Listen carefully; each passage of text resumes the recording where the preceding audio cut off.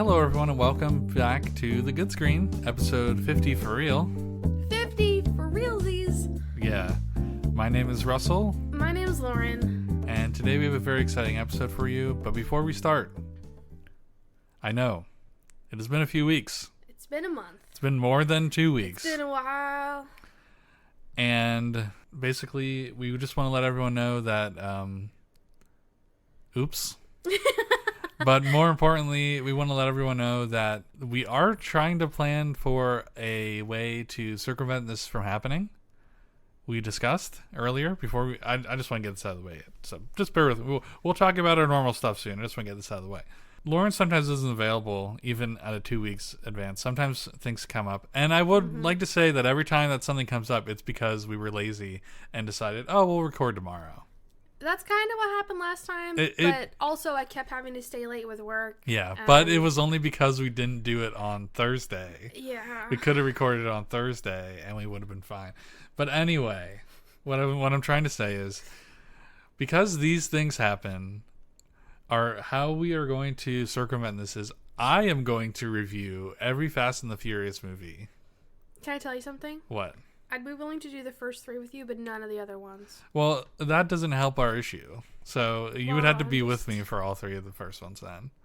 And I would be filming them every day for 1 week. Do you want to hear something interesting about the first Fast and Furious movie that happened recently? What? So last week at work, because when no one's using the TV, we kind of just put on a movie for everyone to watch, or have in the background. Yeah. And so my coworker decided to put on the first Fast and Furious. Cool. Because it's on Netflix or whatever. And so within the first 20 minutes, someone says the F slur. Oh, really? Yeah, and one of the girls was like, "Wait, why are they saying that? Oh, I mean, that's not okay." And my coworker had to explain what the 2000s were like. Explained very decisely, this movie was filmed in the year 2001. Yeah. And being out as gay wasn't as accepted back then, and using this word isn't as bad as it is today. Right. It was usually in either you were making fun of a friend who definitely wasn't gay. Yeah. Or you hated someone's guts and you wanted to mess with them. Yeah. Because nobody straight even wanted to think about themselves as possibly being gay. Because so in a way that was no better than it is now. No. But the girls know that they're not allowed to say that word. Right. But they didn't know that people used to just say it all the time. Oh, yeah. And my coworker did a very, very good job of explaining to them that this movie is a time capsule right. of what 2000 looked like. Yeah. Yeah. People didn't get upset over that. Yeah. Anyways. I would say they didn't get upset about it until 2013. Until Macklemore. Are you blaming Macklemore as the catalyst? For... Honestly, I am, because I don't think he's a catalyst. I think he was a pioneer. Pioneer. Yeah. I think that a lot of people heard that song that was I told my mom I was gay. I thought I was gay because I like to draw. Because I like to draw. And a lot of people who like to draw were like, oh, I actually am gay, unlike Macklemore. What? No. That's not how it happened. Anyways, so I am planning to make a podcast by myself with all the Fast and Furious movies. However, now Lauren wants to do it, so I had to find something else. I ruined it. You did. You did ruin it. No, you can still do that. We can just do the first 3 together and then do all the other ones on your own. Okay, that doesn't matter. Or I don't know. You just do them all. I don't care. We'll figure. I am thinking of ways to make it so that there's backup episodes that we can be consistent. Even though YouTube hates when we upload every other week. Yeah. So hopefully it will be a little more consistent. I am personally thinking about just recording an episode next week when you're off, or weekend when you're off anyway. Just to kind of help boost it up. But I am actively trying to make the podcast as consistent as it was, as in 2 weeks. I would love for it to be every week again, but that's really tough to do. Yeah. Yeah. Until Lauren switches her schedule around. That's out of my control. And that is out of your control. You need to talk a little louder, too. So... Okay. So that's a little bit of our podcast housekeeping. Lauren, what have you been enjoying on the good screen? Well, Russell, I have been watching Critical Role. You have been? Yeah, it's only been over the last few days, but it's probably the thing I've enjoyed most on the good screen in the last, since we last There's a lot recorded. of stuff that we are totally going to fly over. Probably. But yeah, over the last few days, because I'm in a really big sewing slump. Right. So I've taken to knitting again. Mm-hmm. And I'm working on, my first actually, complicated knitting pattern. Right. And, so just as background noise, I've been, watching/listening to Critical Role. I didn't watch the first campaign at all, but I know of it. I watched the first, third of the second campaign, as it was coming out. You were really into it back then. And I was. And then I had to drop it because then I started working 2 jobs. Right. And, now I didn't feel like going back and finding where I was with the second campaign, but I might one of these days because I really enjoyed the second campaign. So I'm on episode 3 of the third campaign. Okay. Which started coming out in, I guess, 2020 because they keep saying 2021 a lot. Okay. And yeah. What can you tell me about it? Critical Role is a Dungeons and Dragons, I don't want to call it a podcast, a Dungeons and Dragons watching experience where you watch a group of voice actors play Dungeons and Dragons, and they're all very prolific voice actors. Right. That's the their hook. That's the draw of it, and they're also all very good actors, and because of that as well. Yeah. And it's very funny to watch. Right. And I enjoy it.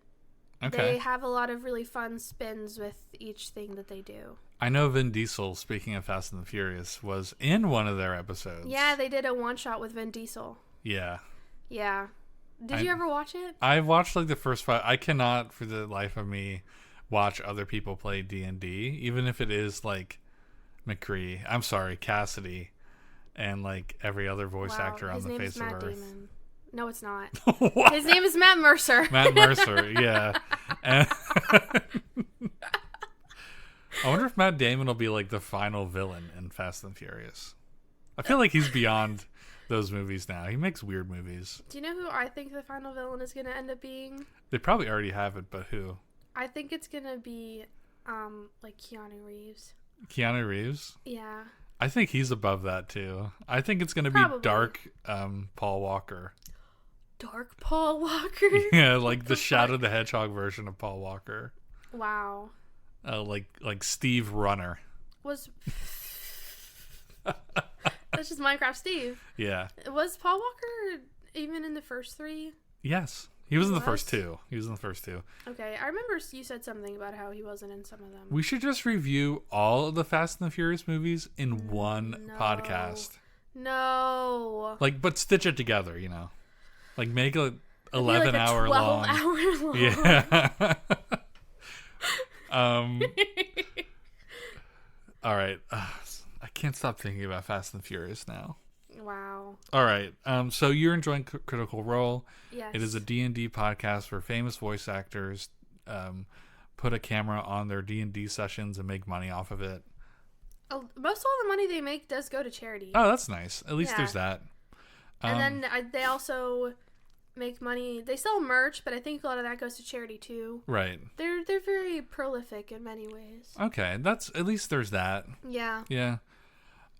And they're also always doing work as they're doing this too. Oh yeah, this is just for fun. Yeah. Well, it's also an actual huge business thing for them now too. Yeah, there's a TV show or a Netflix show. Comics and everything. The Netflix show is based off of the first campaign. Okay. But so in the second campaign, there was a good because they record every Thursday. They have live broadcasts. Yeah, and there was a solid 2 months where Ashley Johnson wasn't there. Okay. And her character was out on vacation doing other stuff. They made up a story that her character was doing stuff. Cool. Because she was doing stuff with The Last of Us too. Oh, it's that Yeah, time. because Okay. she's the voice actor for Ellie. Okay, gotcha. Yeah, and then even in the show, at the end when you see the episode of like Ellie being born, Ashley Johnson played the mom. Did you ever watch that one? Oh, the TV show. Yeah. Oh, I was like the game. No, she was gone because she was doing stuff for the game TV. as well. Oh, okay. Yeah. Oh, she was the mom. I didn't watch the Last of Us show. Yeah. I watched the first episode and I was like, yeah, this seems all right. Mm-hmm. This is the game. Yeah. And then Laura Bailey was also in the second The Last of Us. She was all, yeah.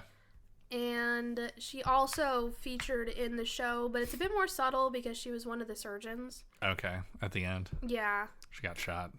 Yeah. Or like in many playthroughs, bowed. Yeah. You can get a bow at the end and just no, don't. Really slowly. Yeah. It's like you probably could have taken him down if you had a bow.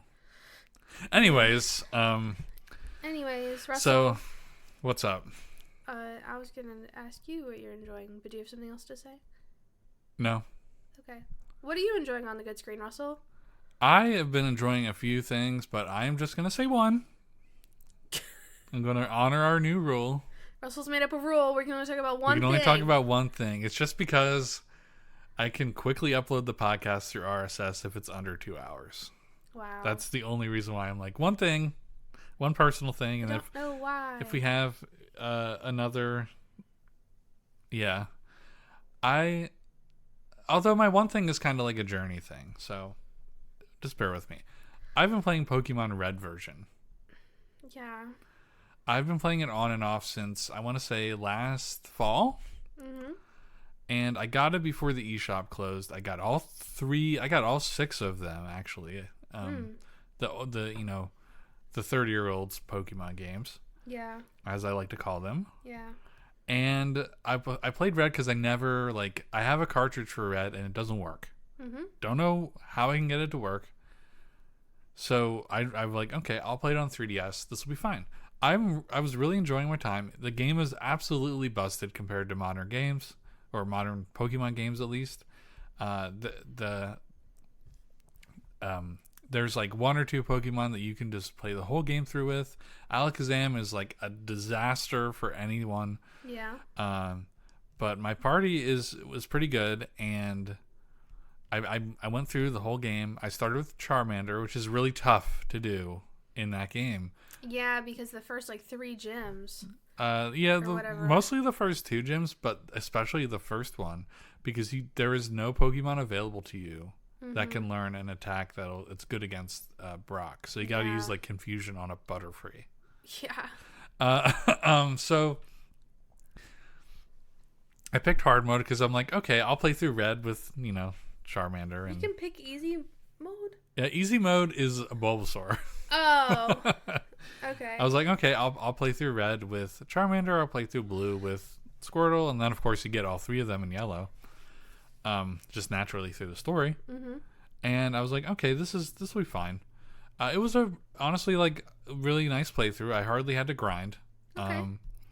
The Elite Four I got really lucky on. I kind of went in. I was like, I'll try them. I'm like level 40-ish. I'll try the Elite Four. I beat them. Okay. And now I'm at the point where I'm like, okay, I'm going to catch them all. Yeah. I'm going to catch them all.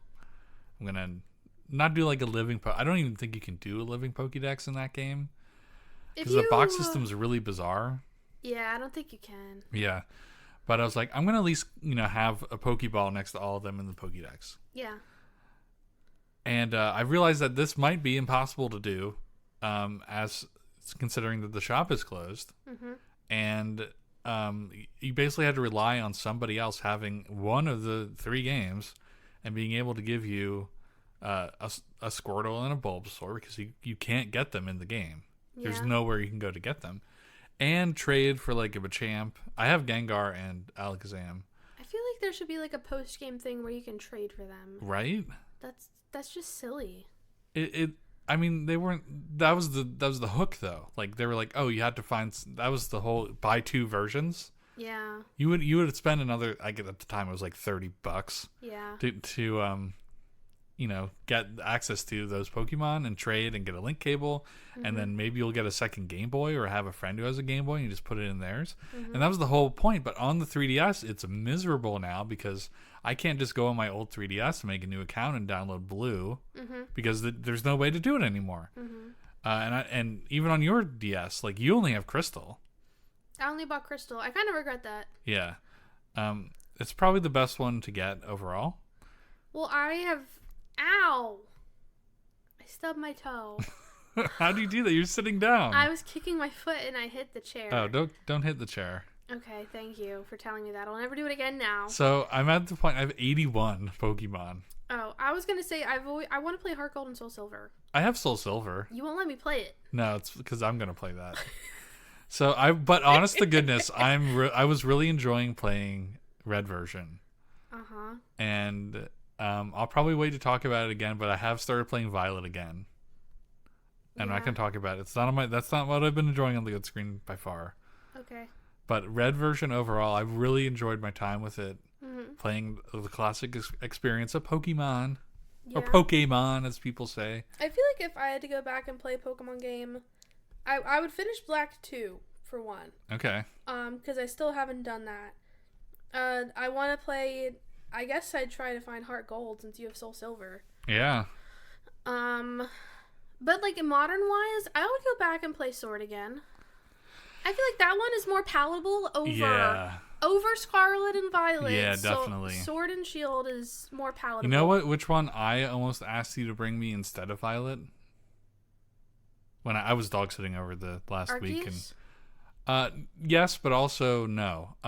Just the regular Shining Pearl. Oh. Because that's like a vanilla experience. It is very vanilla. So vanilla in the way that no one liked it. I loved it. Because there were no like innovations on it. There were no spins. But that's the thing. It's the only normal Pokemon game on the Switch. Technically. Think about it that way. Yeah. I don't like the graphics of it. I love it. I think it's exactly what I wanted, and I bet, mark my words, the Gen 5 remakes are going to look exactly like it. I mean, I'll play that, though, because I like Gen 5 more than I like Gen 4. Even though Gen 4 was my first gen, and nobody likes Gen 4. Everyone says that the first generation you play is supposed to be favorite. Gen 4 has a special place in my heart. Right. But Gen 5 is, like, peak. That's how I feel about Gen 2, because I technically did play Yellow first, and then I played Silver and Gold, and I was like, this is the best in the world. Yeah. So, we're very passionate about Pokemon here. When is there going to be Pokemon Brown?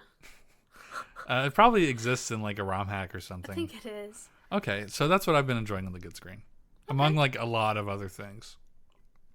I've been kind of all over the place.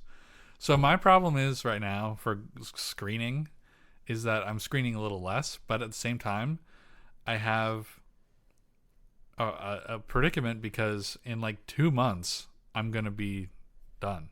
Not done, but, like... Limited. Very limited to what I can play, at least for games. Yeah. And, I'm trying to think of, like, what do I want to get done before that? My issue is and I'm all over the place. I like hyperfixate screen. Yeah. So, like, I'll enjoy the same one thing for, like, a month, and I'll have nothing to talk about. And I also have, like, such limited time before and after work that it's usually easier to just, like, kind of put something on in the background that I don't have to pay attention to while I do something else. You know, I know a game that would be perfect for you to play for, like, an hour after work and to wind down. What? Has like a big sword guy and a silver hair guy with an even longer sword.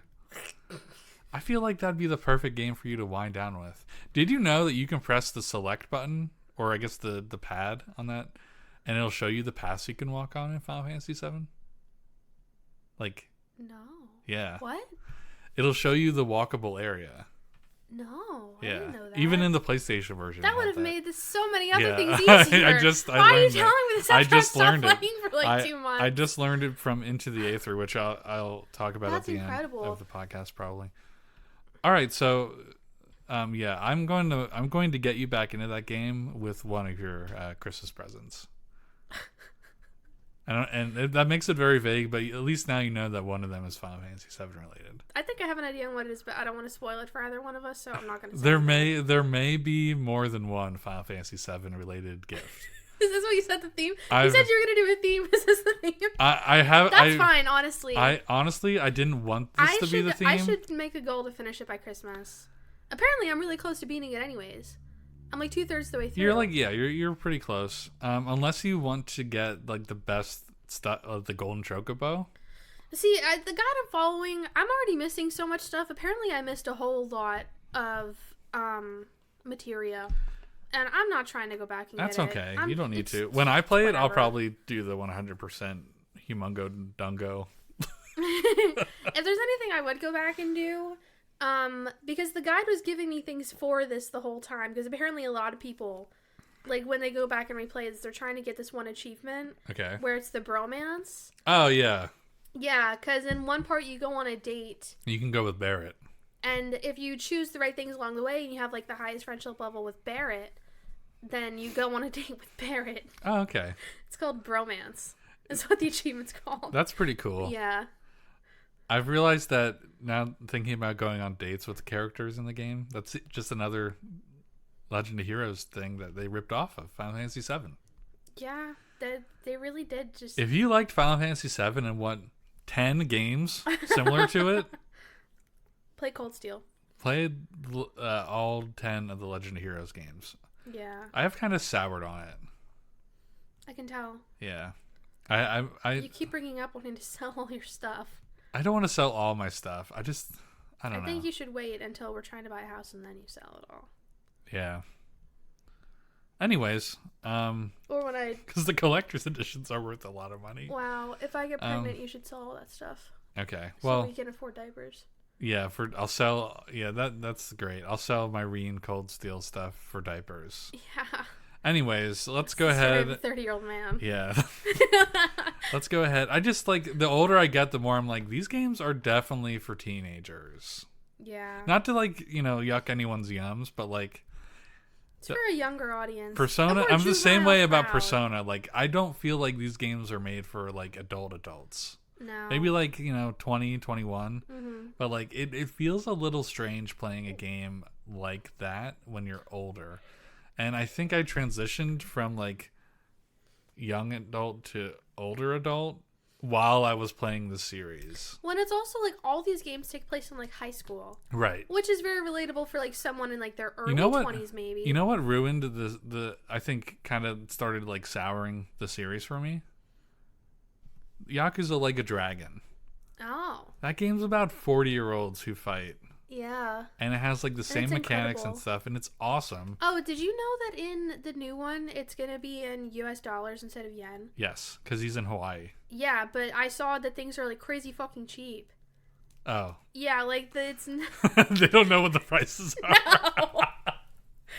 Well, that's funny, at least. It's like you beat up a guy, and you get, like, $100.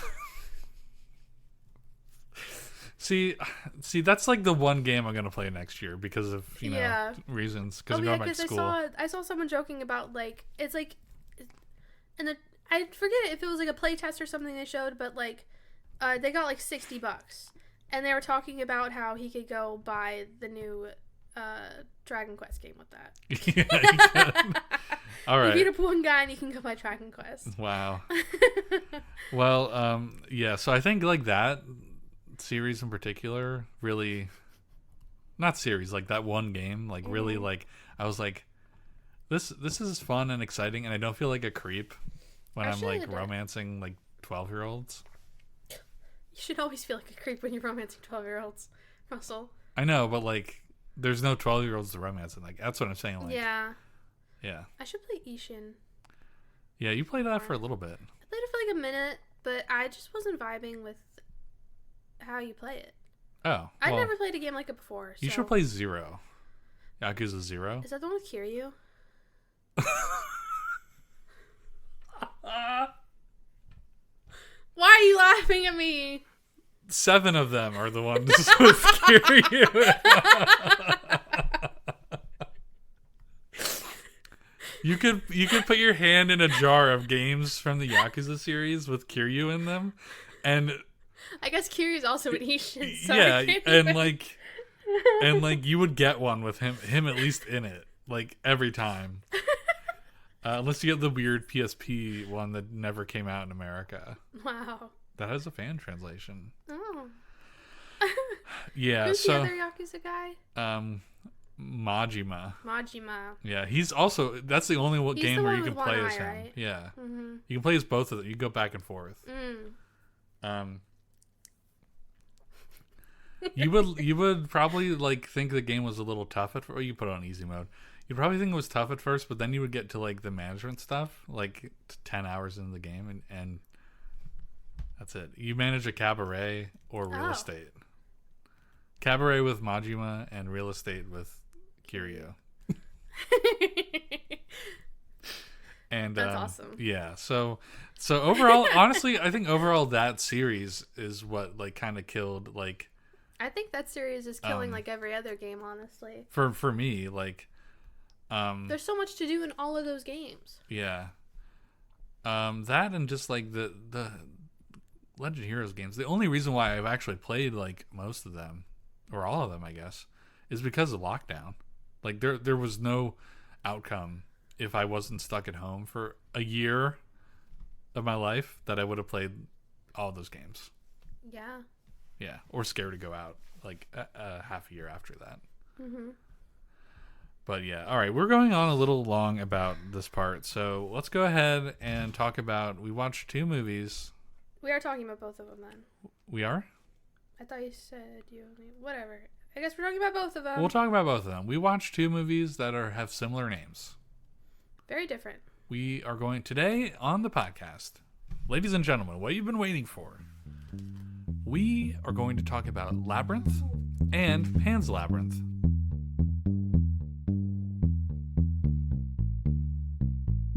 Let me get my notebook for Labyrinth. Pan's Labyrinth, I did not take any notes. I took notes for both of them. Okay. I'll be right back. Bye. Yep, I'm just over here. I'm getting my notebook. There we go. Something fell. Alright, so we got...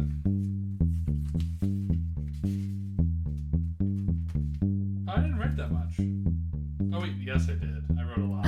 Your book's also very little, so... Yeah, it looks like I wrote a lot, but it's probably nothing. Alright, I'm back in my seat. Alright, let's start with Labyrinth. Okay. Labyrinth, I think, we don't have the research. I think it came out in like 86, like sometime in the 80s. Yeah, around then. It's starring... Shit, what's her name? Ah, man. This is why I wish we had the research. Pull up the Wikipedia, Lauren. Pulling up the Wikipedia. Pull it up. Well, we know one of them. David Bowie. Labyrinth is a hard word. Jennifer Connelly. Jennifer Connelly. Yeah, who looks very different as an adult. I think she looks remarkably similar as an adult. Just, you know. Yeah, it came out in 1986. She probably got plastic surgery. Let's be real. Russell, I don't know. 86? I was right. Okay. Mm-hmm. And, yeah, pull up Wikipedia, not IMDb. What the fuck? All right. So, we have that information down. It is an isekai. It is technically an isekai. So, this was made by Jim Henson and Company. And what? And Company. You said company? Company? Company? Lucasfilms fucking pops off. They helped. They always pop off with every movie they have a hand in. Mm-hmm. But yeah, George Lucas had a hand in this. It was a big operation. He was an executive producer. I remember they made it after The Dark Crystal. So this is kind of like... I'd never seen The Dark Crystal. There's the new show that's on Netflix. Yeah. One of the kids was watching that a while ago. And I was like, oh, this is like kind of interesting. It's fucking weird. But they were all creeped out by the puppets. And I was like, honestly valid. So then we stopped watching it. I watched that a little too young. The first one is really bizarre. So the thing about like this era of Jim Henson, like he wanted to make stuff for children that wasn't like cute. Yes, which he honestly like, we need more of. I think I don't want to like say that this was his direct quote, but it was basically like children should be scared sometimes.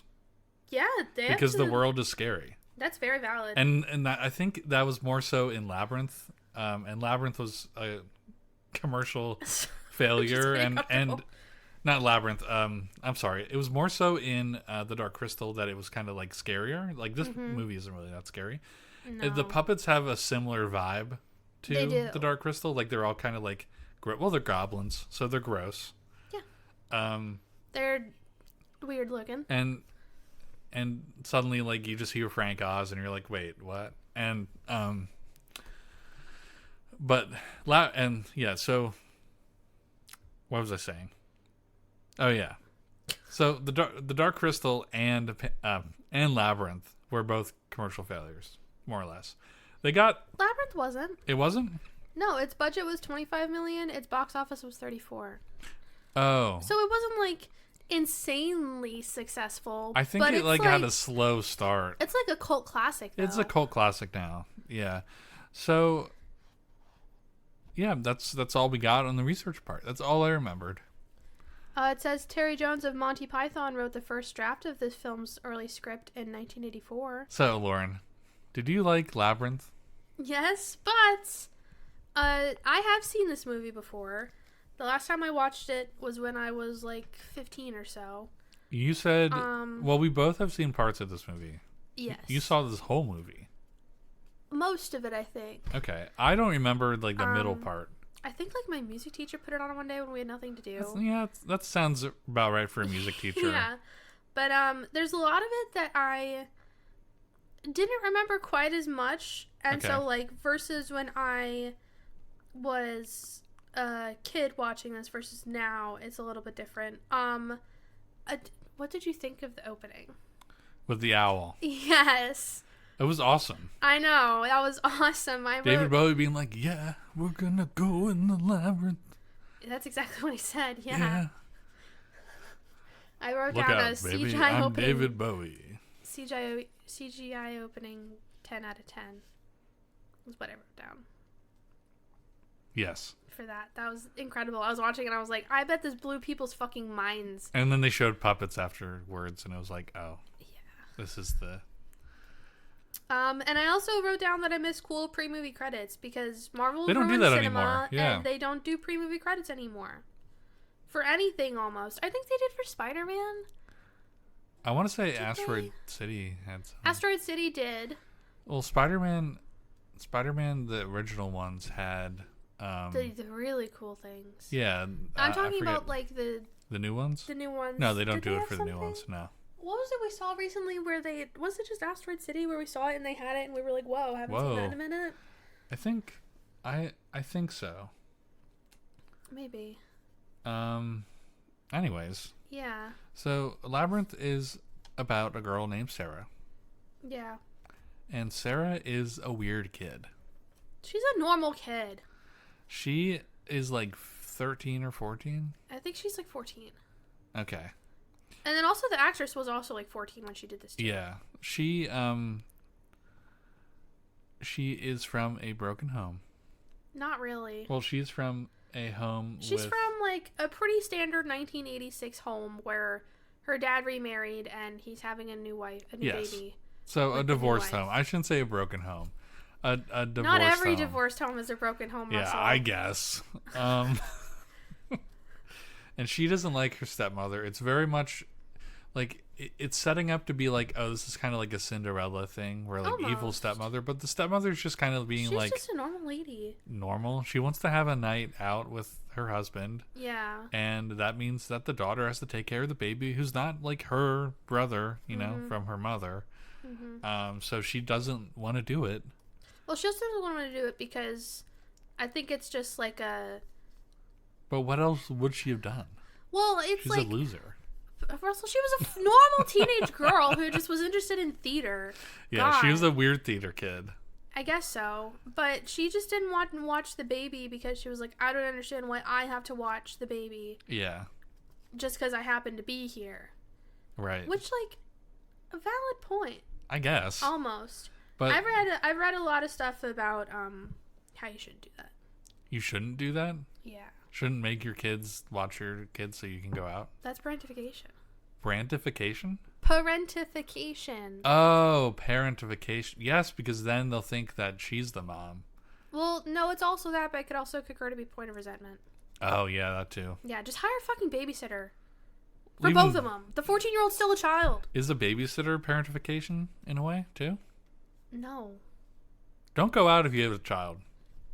Spend Period. Time with your kids. Yeah. No, just kidding. Make grandma watch the kids or something. I shouldn't say that. Yeah, I shouldn't say that because I'm not a parent. I don't know how to parent. Anyway, so she has to babysit her half-brother, Toby. Yeah. And very 1980s. so game. my initially, like, going back to the stepmom again, like, they set her up as like, oh, she's awful, like she's gonna be like the bad person or something like that. Yeah. And that never really gets resolved. Even at the end of the movie, it's just kind of like they're back from their night, and she's like, oh, I went on this wonderful adventure. And they never really, like, resolve that conflict. There's no, like, oh, thank you for doing that for me, Sarah. That was very nice of you. Yeah. It was just kind of like David Bowie sings again in the credits, and the owl comes back. David Bowie was the owl. He was? Oh, yeah, he was. Okay. So, yeah, anyway. I wrote down that Sarah is delusional. She's having a magical theater kid moment. She's having a magical theater kid moment where she's like, my life is theater. She's at that point where, like, she's the theater very kid. Dramatic. And she's like, this theater is her life. She has a poster of the musical Cats on her wall. Theater is her life. That was incredible. She wants to practice really hard so that in 30 years she can be on the Cats movie. Was she in the Cats movie? I don't know, and I don't want to look that up. That would be incredible. That'll be a loaded episode if we ever get to that. God. So, see, and I like the original Cats musical. Yeah. The movie, I don't want to touch with a 10,000-foot pole. I do. You want to touch it?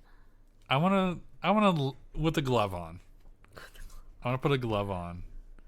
Okay, but anyway, she's delusional and she thinks she's like, my life is like a musical. Yeah. That's literally what this movie was. Yeah, and although I don't think she ever sings in any of the songs. She doesn't. Weird. It's all David Bowie. She's a poser then. Anyway, or maybe she's like stage crew. The worst kind of theater kid. The one who just like, oh, I'm going to make this tree show up when the curtain closes, and then I'm going to run away. I don't think so, because at the beginning she was practicing for like the main role. Yeah. Or like just doing it for fun. I don't know. Yeah, with her dog. It's never confirmed if she's actually in theater. She just likes to go in the park and reenact these scenes in her favorite book. Did you ever, like, as a kid, reenact, like, or create your own, like, kind of, like, make-believe? Did you ever make believe, Lauren? I did, and I did it with Pokemon. Okay. I would imagine that I had Pokemon friends. I would draw my own Pokemon. Ooh. Yeah. But yeah, I remember my brother and I would go on bike rides, and we would pretend that we were Pokemon trainers going to look for Pokemon. I think I did that too. Yeah. One of my friends at the campground was really, really into it. Mm-hmm. I had a sword. In Pokemon? No. Oh. In like, as a kid, and I would, like, go into the woods and at my old house, not where my parents live now. I went to the woods and I was playing with my sword. I was going like, hoo and stuff like that. Mm-hmm. No clue what I was, like, thinking about at the time. But Just being and cool. then I very classically, like, dug the sword into the ground. And Did you break it? No, I hit a bee's nest. And Oh, no. and all the bees came out and I started running, like, to the house. I was like, I'm gonna die. Did you get stung? Oh, I got stung like 4 or 5 times. Ouch. And That's how you learn. yeah. I mean, I have another bee story later on, but it was for a completely different reason that we got stung. But anyway. Anyways. And then I ran back and I was screaming, and then my sister was, like, also in the woods and further, like, at the creek or whatever. And or the crick, as some would say. Why are you looking at me like that? I don't know why. I say creek. You say creek? Some people call it crick. It depends on what it is. It depends on if I'm trying to be funny or not. Either way. And she thought that, like, my mom was, like, spraying me with the hose or something, and she ran right through the bees and also got stung. So so that was terrifying and scared me. And I never made believe after. No, I'm just kidding. Wow. Anyways, going on with the Labyrinth. So I understand where Sarah's coming from with the Labyrinth. Because one time I was that delusional. I think all children are.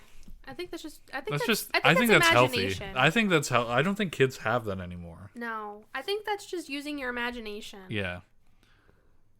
Anyways, so she wants to turn Toby into a goblin, like in her book. Yeah.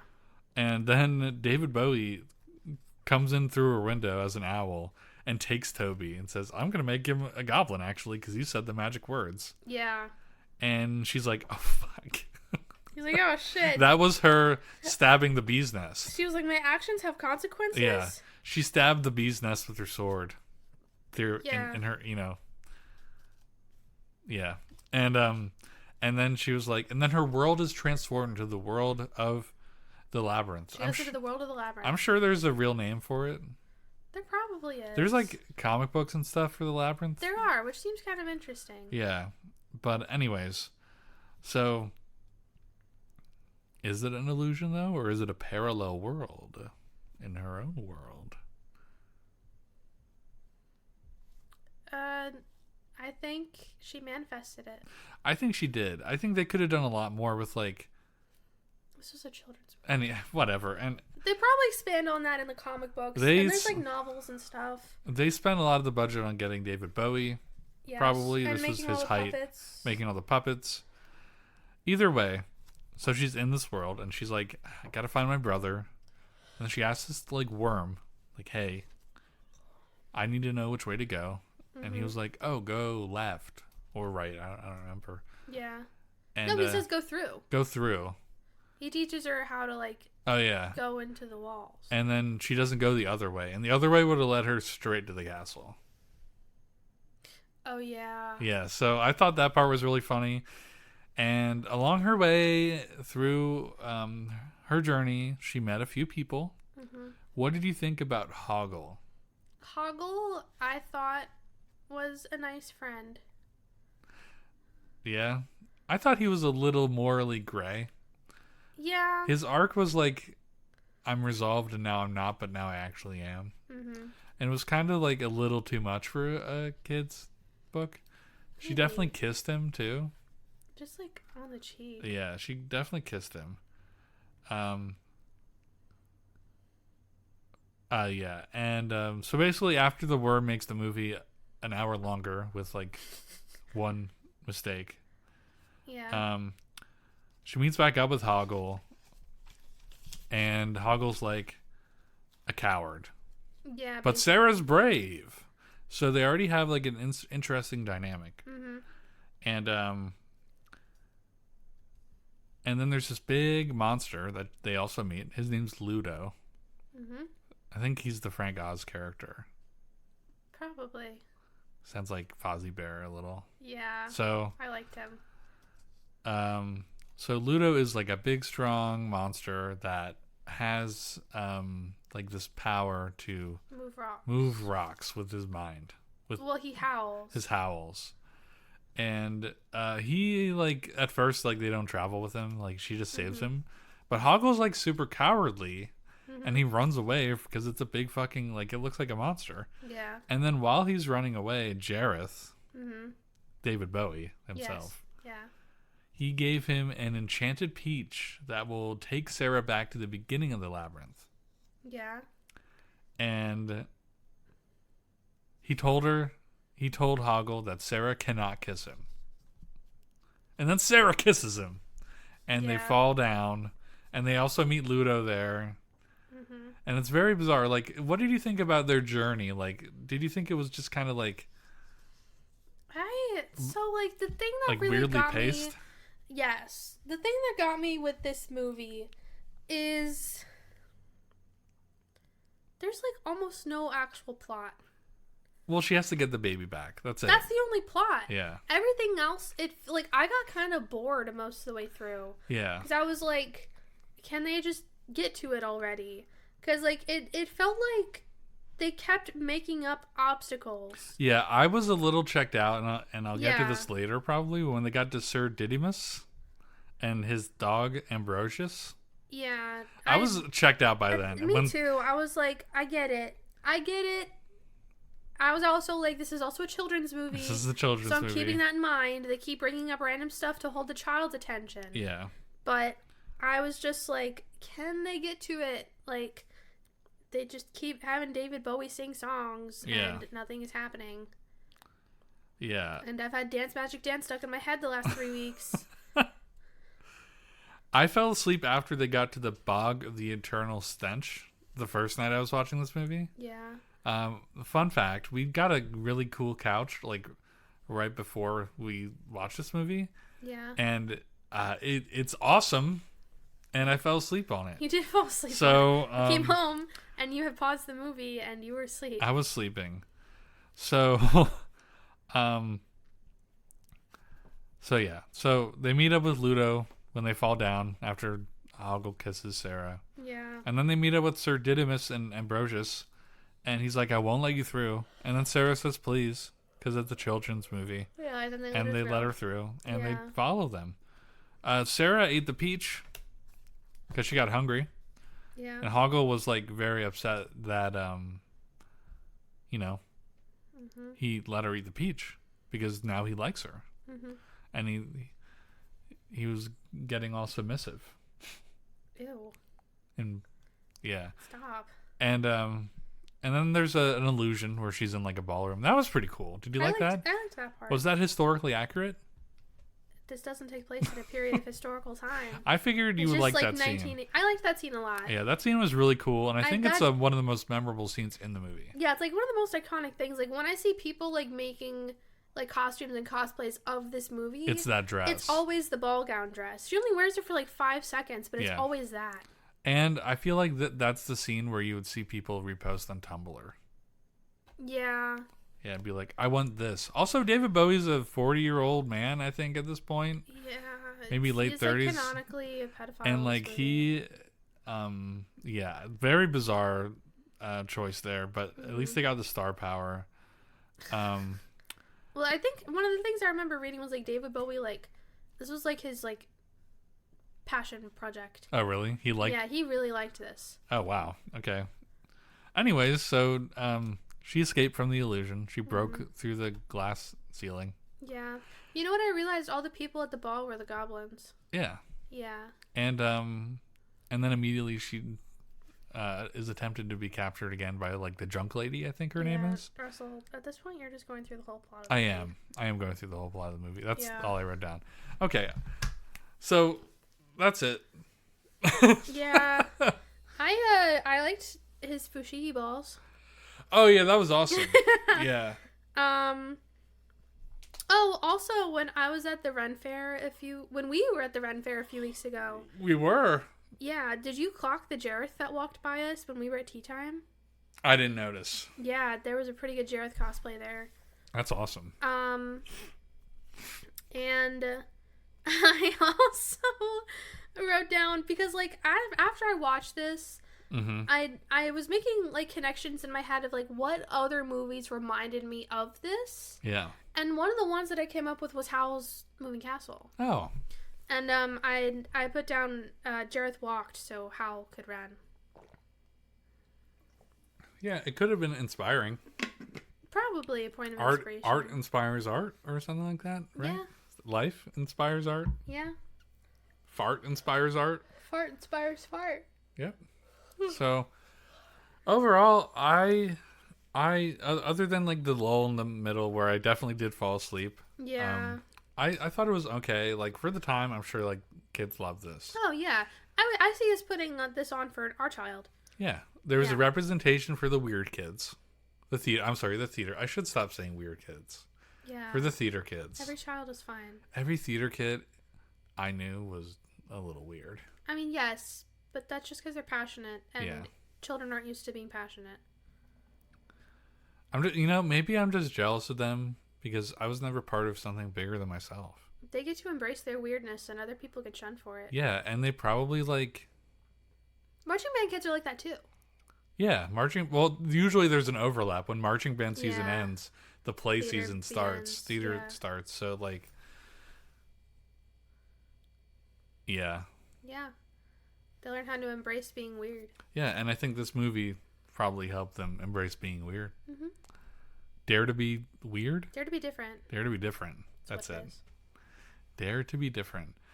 Yeah, overall, this movie was pretty good. Yeah. It definitely hasn't aged that well.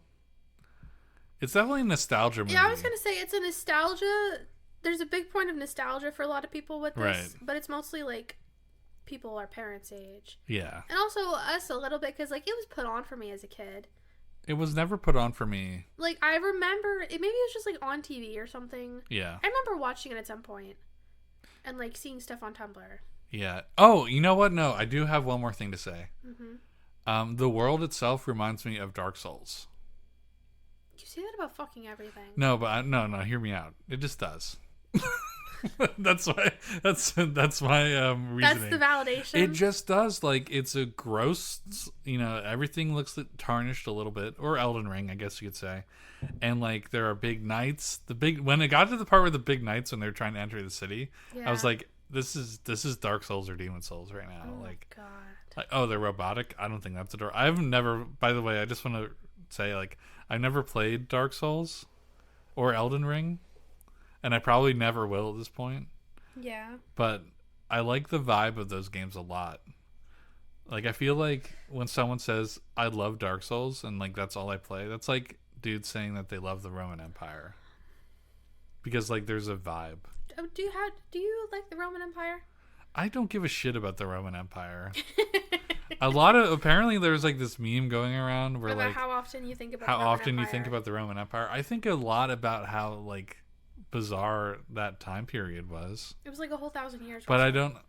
Yeah, but like, and how like it all just kind of like faded away so quickly. But like, it's gonna happen with us too. Yeah, it could happen anywhere. Like, history, we're doomed to repeat history if we don't remember it.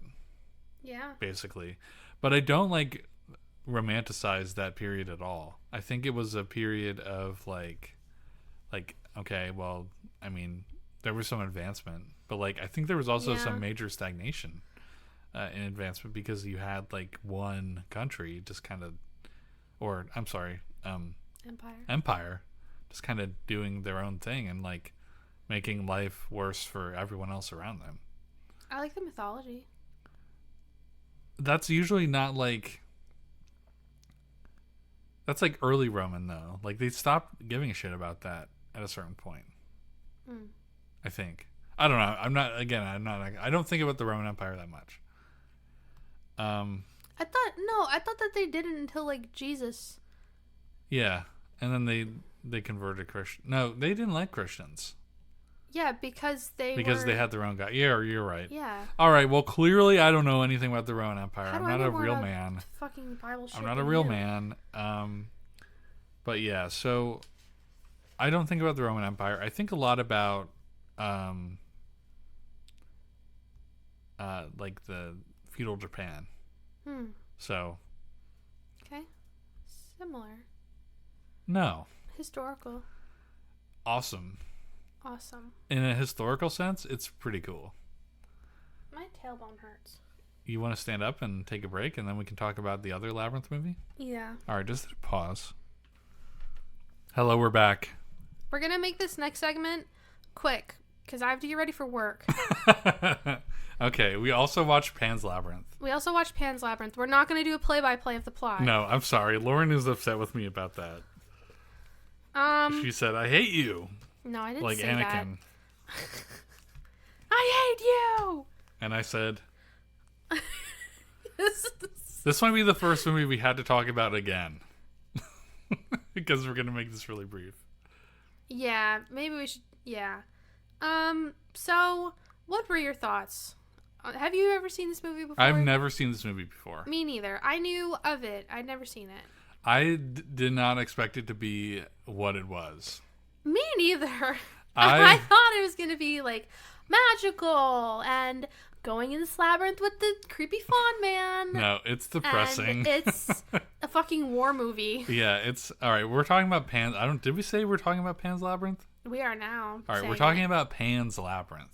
Yes. I thought it would be funny. We were just going to do Labyrinth, and I'm like, you know what? Pan's Labyrinth also has Labyrinth in the title.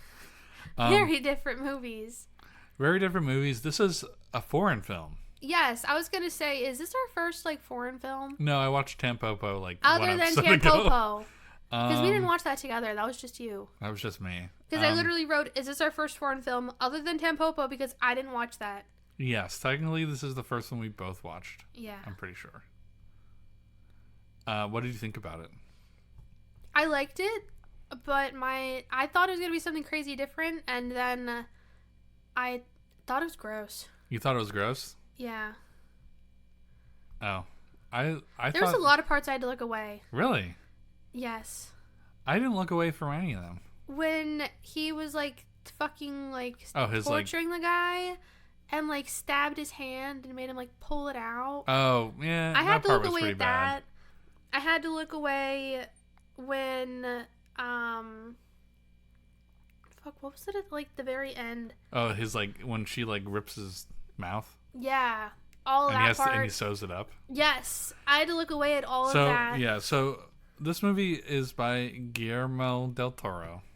I definitely did not say that right. That's okay. And this was like his breakout international release. I don't know if he did something before this, but like Probably.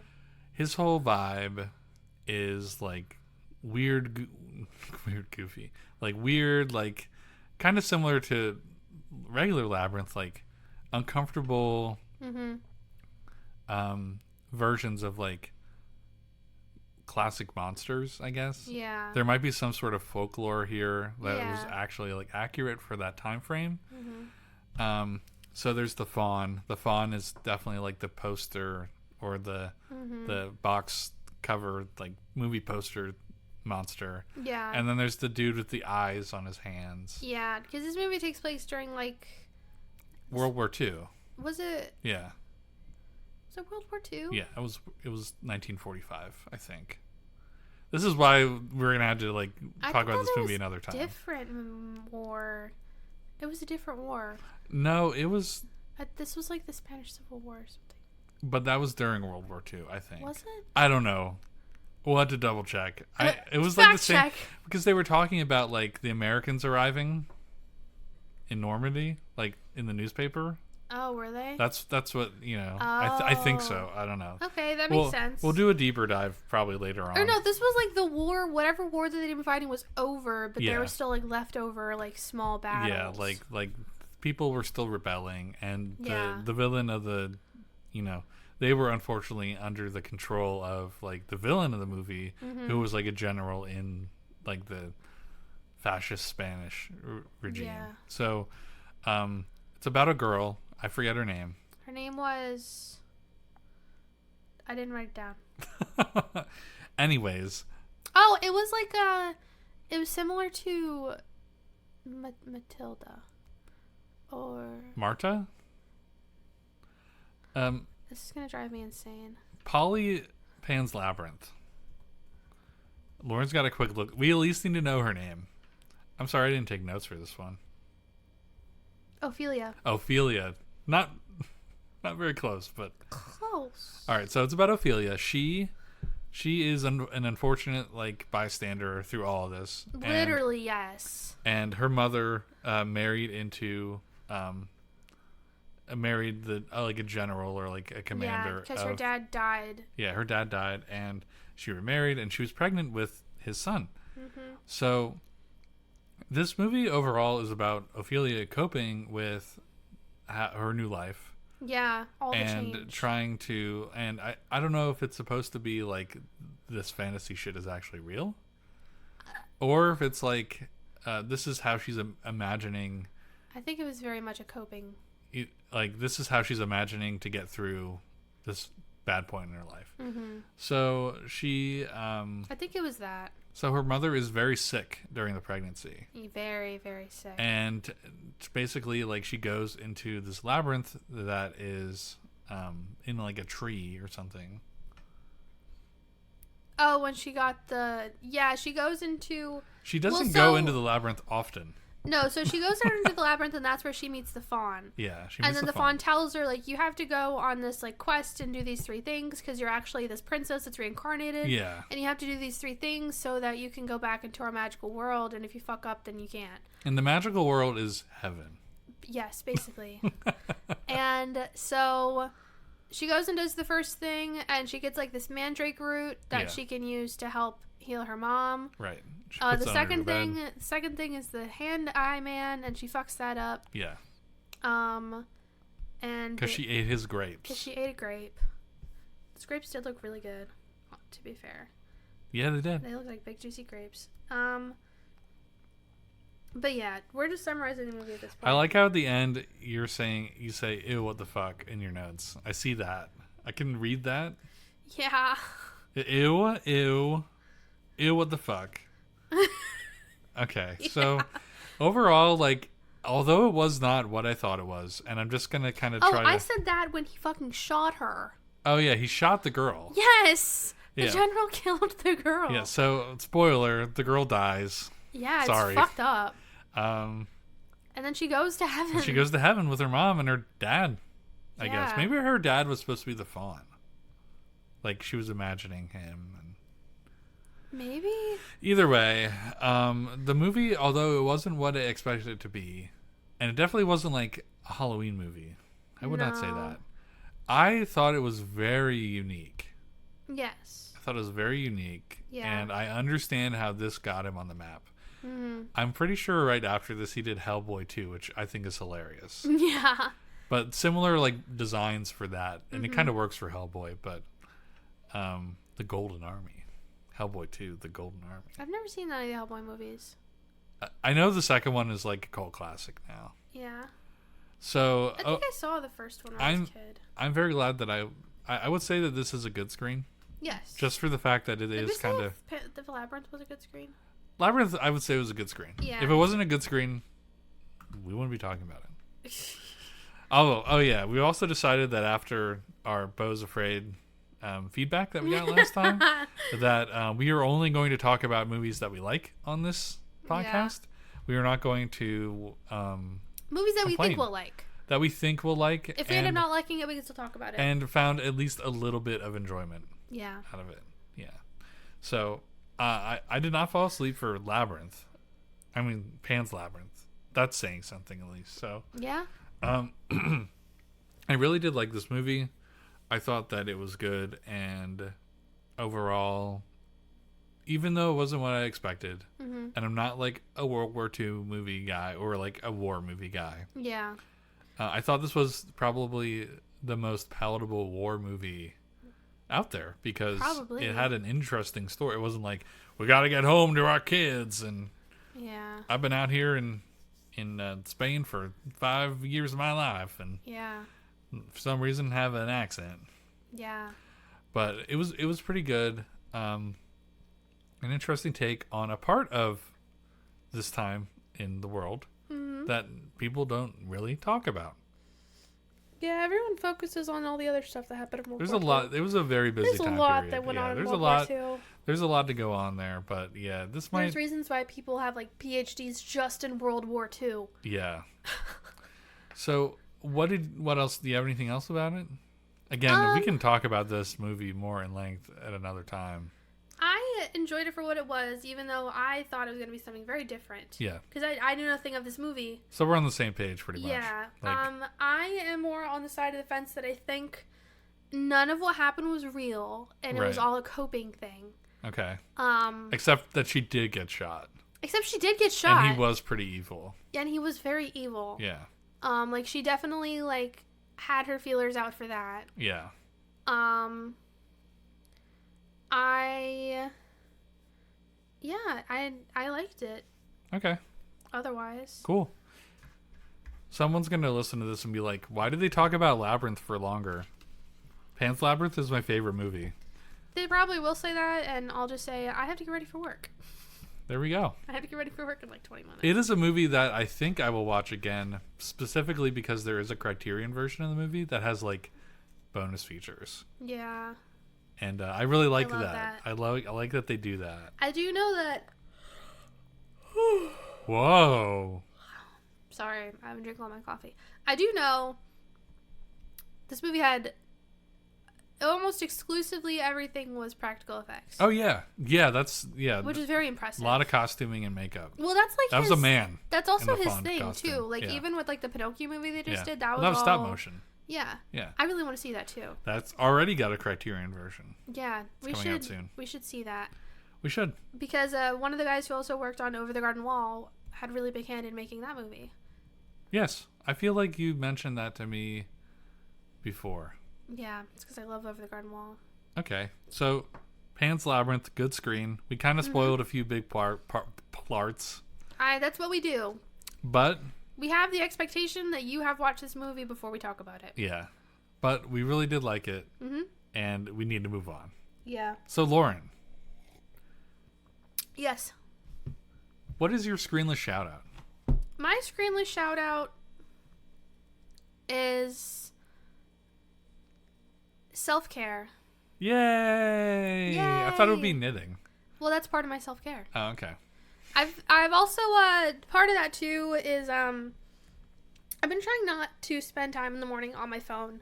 Yes. And scrolling because I realized it was an issue. So that's bad screen. That's bad screen.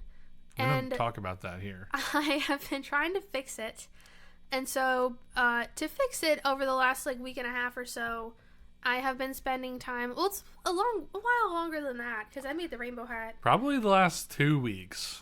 Last 2 or 3 weeks or so, I've been working on knitting before I go to work instead of maybe 3 weeks because I wasn't home last week. Yeah. Okay. And I've been enjoying that because, like I said earlier, I'm a bit of a sewing slump. Right. I'm burnt out on sewing at the moment. Although I did help one of our friends make her first quilt. Lila. Yeah. You can say her name. Oh, okay. Isn't she going to be with us for a certain podcast in a couple weeks? Yes, I actually need to talk with her about that. We have to coordinate that. Yeah. Well, she was maybe going to come over on Sunday. This Sunday? No, that weekend. Okay, well, we'll have to... Well, yeah, we'll figure it out. Tell her that she needs to be prepared to be away for, a long time. Yeah, she needs to spend the day with us, basically. It needs to be the whole day. So she came over because one of her friends is having her second baby, and she wanted me to help teach her. I taught Lila how to make a baby quilt. Yes. And it was a lot of fun. She did very well. She learned a lot. Yeah. There were some parts that I did do just because we had limited time, so I did it to be faster, and we got almost all the way done. That's awesome. With the baby quilt. It's Snoopy. Yes. It's very cute. Very cool. Very cool. So I guess that also counts as part of my screenless shout out. That's part of your self-care? It's part of my self-care. Cool. But yeah. And I'm working on my first Fair Isle knitting hat. I've been posting progress pictures of it on Skyward's Discord server. Oh. But I guess I could also post something of it in our Discord server. Yeah, that we never use. I have to set up stuff for it so that all of our uploads go to it and stuff like that. Yeah. I think I made that a little too soon. No, I don't think you did. I think we just only have 4 listeners. Oh, yeah, that's what I mean. I think I made it a little too soon. But yeah, Sniffling. My screenless shout out is self-care. Cool. What is your screenless shout out, Russell? My screenless shout out is the book I've been reading. And it's reading again, but I've been reading Ender's Game. Okay. Did I talk about this last time? I think you did, but it's also been a month. Okay, but reading, all right, last time reading was my screenless shout out. This time it is a book I was reading. So I've been reading Ender's Game, and overall I'm enjoying it. I'm enjoying it so much that I went to the library yesterday and I borrowed the sequel because I wasn't sure if I was going to read all of it. And I'm like, okay, I'm going to read the first 50 pages of the sequel and see if I like it. I know where the sequel starts. Overall, Ender's Game is a classic science fiction. It might be groundwork for a lot of inspiration of things I'm going to make a bold claim here, but I think this book might have inspired Evangelion. Which came first? Definitely Ender's Game. I see that. I see that a lot now that you're saying that. And I'm only saying that because I think Ender's Game itself has the same vibe as a lot of anime. Yeah. So there's I'm a surprised kid. There isn't an Ender's Game anime. Yeah. So this would do so well as an anime. It's about a kid who has a sister who loves him a lot and a brother who's kind of mean to him. And there's definitely she's way too smart and kind of has an attitude, but loves her brother. That's an anime thing. That's a Japanese thing. that just feels like it would work so well if they adapted it to a manga or an anime. And then he goes to like this battle school. Yeah. And he meets all these on people like the moon or something, on a spaceship. On a spaceship that's round. Yeah. And he's there for like 3 or 4 years. Yeah. And he advances. The only thing I don't like about it. He's like a child genius, accidentally, but he doesn't realize it. Yes. And he's a Mary Sue. I think he starts to realize it at the end. He does. Or closer to the end, because he doesn't lose any of his battles. And he's just too good. And he's kind of like, the only thing I don't like about it is like, for the whole book, he's win, win, win, win, win. There's a little bit of a conflict where I am right now, but I know he's going to get over it. And the only reason why is because now, after he went through his battle school, he went through his, ninja school. Now he is meeting up with a master to help him on the field. So not only do I think this might have inspired Evangelion. Are you going to say Naruto? I think it might have inspired Naruto. I could see the seeds of Mazer Rackham is Jiraiya. But that's I have like 40 pages to go. And now he's like commanding. He's doing stuff, but the problem is he's going here and there so much that like tens of years are going by on Earth, and he's still a child because he's going through like space time. Like the only like I'm really enjoying the book because it is kind of like silly. Yeah. And like kind of like, wouldn't this be crazy? Yeah. If, like bug alien, like they don't even like describe. They call them buggers, which sounds like a slur. It does. So it's hard to say. And they don't even talk about what they look like until. I always imagine them looking like ants. No, they're not. They're not. They look like bees. Oh, that's what it was. Yeah, they look like bees. Yeah. And they think between their minds. Yeah. So I read this book when I was like 13, so there's some parts of it that I still remember. Yeah. And some parts that I don't. I remember I liked the twist. Because I was like 13 when I was reading this, and I was like, oh my god, it was all real. Yeah. Yeah. And I remember my mind being blown by that. Like the game he was playing was just them being like. It was like real battles. It was like. He was commanding real armies. Yeah, as a 9-year-old. Yeah. And then like when they got him out in the field, like. Because apparently, like the whole army or whatever, I always assumed this was like the American army or something. The whole like American world army or whatever couldn't figure out how to fight these bugs. So they these had bug like aliens. So it took until like a 9-year-old realized like, oh, they're bees. They have a hive mind, yeah. And you have to like take them out systematically or whatever. Yeah. And like you recognize their patterns and you take them out that way. Mm-hmm. It took all that. Like, they have the technology to go to fucking, like, space and that, but they don't have, like, they couldn't figure that out. They don't have the tactics. They couldn't figure out the tactics to fight these bees. And then a 9-year-old does, yeah. And then it's like, I don't know what happens in the rest of them. It seems like he gets a little washed up. Well, he commits xenocide against the buggers. He does. And then he copes with it.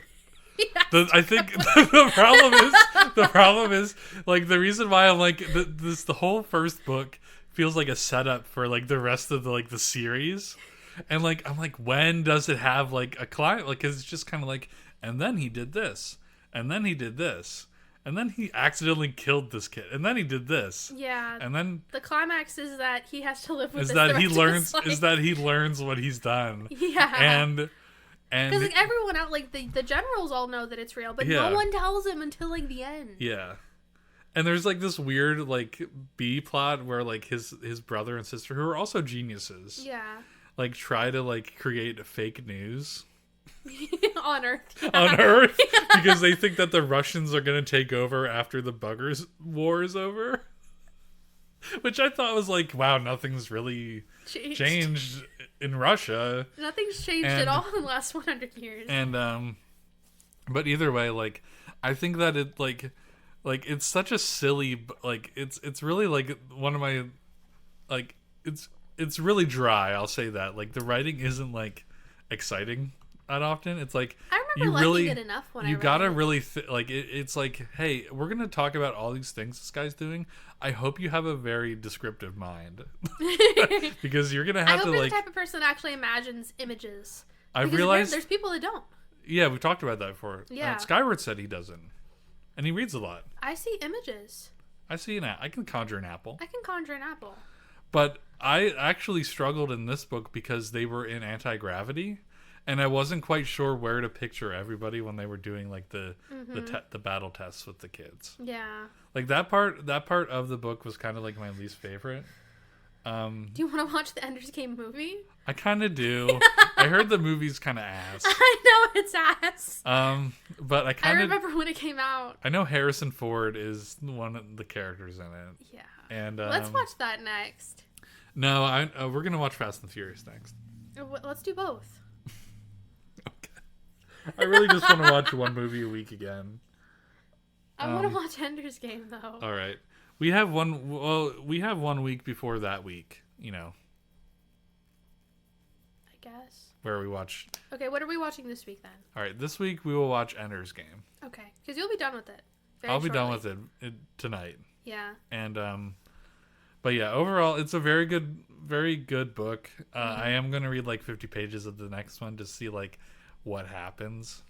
I remember starting the second one after I'd read the first one. Yeah. And I was upset because it skipped to him like being an adult. Yeah. And I was like, what? And he was like washed up. Time skip. And because it goes to him being like 30 or something. Yeah. And it's like, he was like washed up and depressed. And I'm like, what the fuck happened? And I've returned it to the library. Yeah. I was like, this is stupid. It's such a silly like.